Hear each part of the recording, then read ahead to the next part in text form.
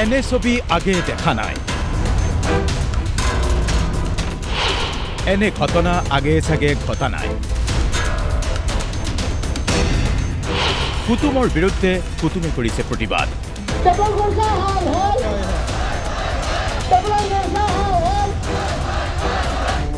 হাজাৰ হাজাৰ মানুহ ওলাই আহিছে। মানুহ মানে এয়া বিজেপিৰ নেতা কৰ্মী। বিজেপি দেবুলালৰ বিৰুদ্ধে বিজেপিৰে প্ৰতিবাদ এয়া।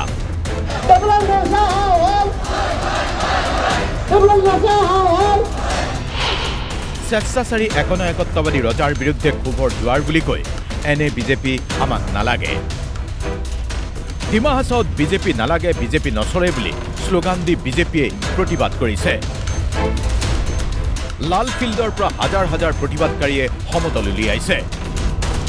সংবিধান উলংঘা কৰি দেবুলালে স্বেচ্ছাচাৰী শাসন চলোৱাৰ অভিযোগ আনি এনেকৈয়ে সৰব হৈছে হাজাৰ হাজাৰ প্ৰতিবাদী জনতা। দেবুলাল হটাও, ডিমা হাছাও বচাও শ্লোগান দি প্ৰতিবাদ আৰম্ভ কৰিছে এইসকল প্ৰতিবাদকাৰীয়ে।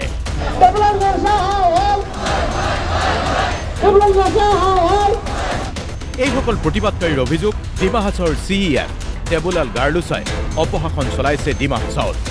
একনায়কত্ববাদ চলিছে ডিমা হাছাওত, যাৰ বাবে একাংশ প্ৰাক্তন কাৰ্যবাহী সদস্যই শ্লোগান দি দেবুলাল গাৰ্লুছাৰ বিৰুদ্ধে সৰব হৈছে। ডিমা হাছাও ৰক্ষাৰ স্বাৰ্থত এতিয়া ৰাজ্যৰ মুখ্যমন্ত্ৰী বিজেপিৰ ৰাজ্যিক সভাপতি ভৱেশ কলিতাৰ হস্তক্ষেপ কামনা কৰিছে বিজেপিৰে এইসকল নেতাকৰ্মীয়ে। যে আমাৰ ডিমা হাছাও যেটো বিজেপি এটা দুই পাৰ্ট কম না ওৱান মেন, মানে আমাৰ CM নিজৰ কনষ্টিটিউচনেল হিচাপত নাযায়, সি নিজে মানে তাৰ ৰুলত চলাই আছে। তো এইটো কাৰণে আমি তেওঁ কয় ডিমা হাছাও শান্তি ডেভেলপমেণ্ট চবেই হৈছে বুলি কয়, কিন্তু আজি আমি বহুত দুখৰ কথা যে বিজেপি নাৰা দি আমাৰ ডিমা হাছাও বিজেপিটো নচলে। এইটো কাৰণে আমি এই ৰেলীটো আয়োজন কৰিছে। তেওঁ কৈ আছে মানে ডেভেলপ হৈ আছে বুলি। তো ডেভেলপ হ'লেতো আজি ইমান আপোনালোকে চাই লওক কিমান পাব্লিক ওলাইছে, আজি চবেক মানে নেগলিজেন্সি কৰি ৰাখি দিছে। জাউৰিয়ে জাউৰিয়ে শ্লোগান দি ডিমা হাছাওত বিজেপিৰ CEMৰ দ্বাৰাই অপশাসন চলাৰ গুৰুতৰ অভিযোগ আনি সৰব হৈছে একাধিক নেতা।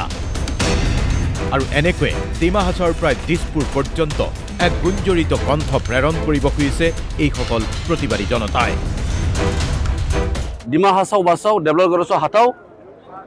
আৰ আমাৰ যেটো দেবুলাল গাৰ্লুছা এনেকা জোৰ সৰকাৰত থাকে ঘুৰিছে, মানে পাব্লিকৰ আর একটু বরদাস্ত নহয়। এইটো কারণে ওলাইব আজি পুরা ডিমা হাছাও পুরা হাজার হাজার ওলাইছে। আমার সোনকালে আসাম গভর্নমেন্ট ডক্টর হিমন্ত বিশ্ব শর্মা আমার ডিমা হাছাওটো বিচার কৰিলে ভাল হ'ব। যেটো রয়্যালটি পাব লাগে সরকারে, এইটো রয়্যালটি নাপায়। এটা ট্রাকত 22,000 মান রয়্যালটি পায়, বাকি 1 লাখ মান গোটেই পকেটত দেবুলাল গাৰ্লুছাৰ পকেট আৰু বাকি অফিচিয়েল যিবিলাক ইনভলভ আছে গোটেই সিহঁতৰ পকেটত যায়। গতিকে গোটেই বস্তুটো চৰকাৰে এটি প্ৰপাৰলি তদন্ত কৰিব লাগে।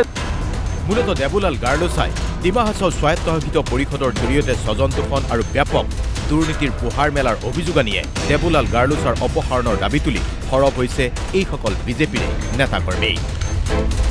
যি দৃশ্য দেখাৰ পিছত হয়তো ক'ব এনে দৃশ্য আগে দেখা নাই, এনে ঘটনা আগে ঘটা নাই, য'ত বিজেপিয়ে এনেকৈ ৰাজপথলৈ ওলাই আহি বিজেপিৰে এজন প্ৰতিনিধিৰ বিৰুদ্ধে প্ৰতিবাদ সাব্যস্ত কৰিছে। হাফলঙৰ পৰা শামছুল ৰহমানৰ ৰিপৰ্ট, DY 365।